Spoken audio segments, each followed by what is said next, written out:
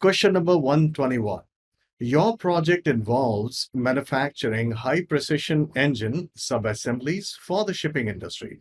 You have to perform several activities such as measuring, examining, and verifying to determine whether work and deliverables meet requirements and product acceptance criteria. You would have to do product reviews, audits, and walkthroughs. These activities are carried out in which process? A. Validate scope. B. Quality inspection. C. Collect requirements. And D. Control scope.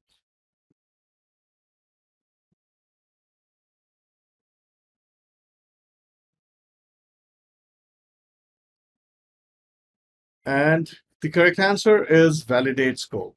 You see, when we talk about perform several activities such as measuring, examining, and verifying to determine whether the work and deliverables meet the requirements, right? In that case, it is validate scope because we are trying to obtain acceptance as per the acceptance criteria. That's the precise work that is done in the process called validate scope. When we talk about control quality or any other things, it's verification, but that is not what is being done here. Then we talk about quality inspection, collect requirements, control scope. Well, none of these make any sense here because we are trying to make sure that the requirements are being met and we are doing it as per the acceptance criteria, which is the purpose of validate scope. All right, let's move on to question number 122. Which of the following are types of project matrices that may be appropriate for a given project? Choose two. A. Percentage of work completed.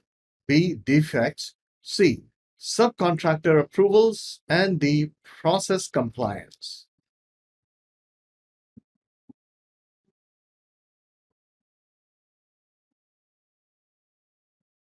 And the correct answer is percentage of work completed and defects. Now, defects, usually it is referred to as defects density. That's a good matrix to look at. And percentage of work completed. Now, subcontractor approvals and process compliance, these are things either you do it or you don't do it. And these are nothing to do with matrices. These are some of the steps that you take in a project. Now, what is the difference between matrix and the steps that you take? Well, you collect requirements, that is a step. But you have to figure out how good your requirements collection was, and you will find it through defect density. If you have a certain number of defects or defect density showing up in your project, that means your requirements collection was not good enough. So matrices are a way to tell us, okay, how good was our project management? How good was our quality initiative? How good were the different steps that we took in project management? Perfect. All right. Uh, Basically, matrices is something that we use to understand what is the health of a project from various angles. All right, let's continue. Question number 123. You are the project manager in an organization, so all your team members report to you. Managing a team is always a challenge, and a project manager needs to focus on A. Communication, B. Conflict management, C. Negotiation, and D. Leadership. A and B, which is communication and conflict, B and C, which is conflict management and negotiation, C and D, which is negotiation and leadership, and D is all of the above.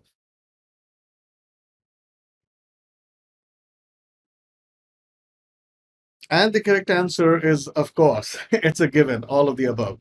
A project manager has to look at communication, has to be good at conflict management, needs to focus on negotiation, and should display a lot of leadership skills. And therefore, all of this is part, and this is a very straightforward, easy question. Sometimes, if you're lucky, you'll get these kind of questions as well.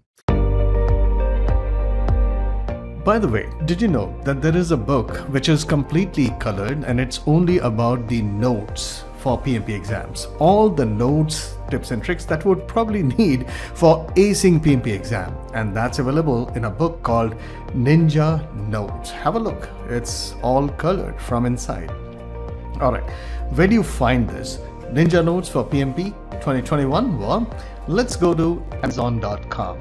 Has notes. right? That's it. Read and pass notes. That's my publication. And you have a few other books, and this is the book that I'm talking about. Now, this is available in two different versions. One is Kindle, which is for $9, and the paperback, which is completely colored from inside, is $38. Paperback is now available only for US and few other European and Japanese clients.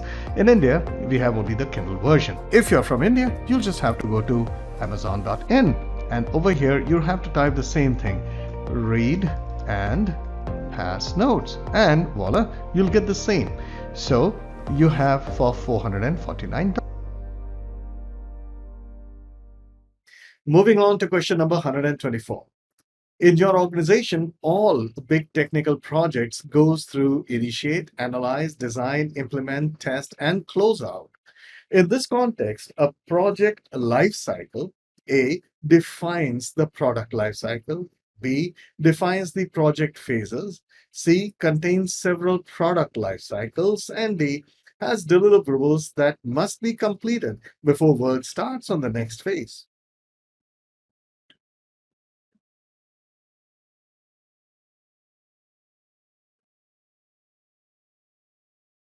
And the correct answer is defines the project phases. You need to remember that project methodology, which is also called the project lifecycle, is made up of the sequence and the names of the various phases of the project. Now, if you look at defines the product lifecycle, no, product lifecycle is the lifecycle of operations. So that's beside the point.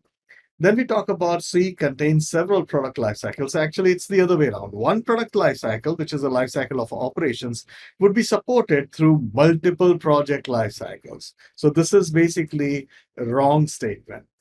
D has deliverables that must be completed before work starts on the next phase. Well, we are talking about the entire project lifecycle. We are not only talking about a specific phase. So this does not make any sense. And well, that is true. You see, in this context, a project lifecycle defines the project phases, which is true. All right, so that's the answer. Question number 125. Since you are in the preliminary stages of your project, you estimate that your project may be completed in 1 year. However, the optimistic estimate is 6 months and pessimistic estimate is 18 months. This type of estimate is also called A, definitive, B, capital cost, C, order of magnitude, and D, feasibility.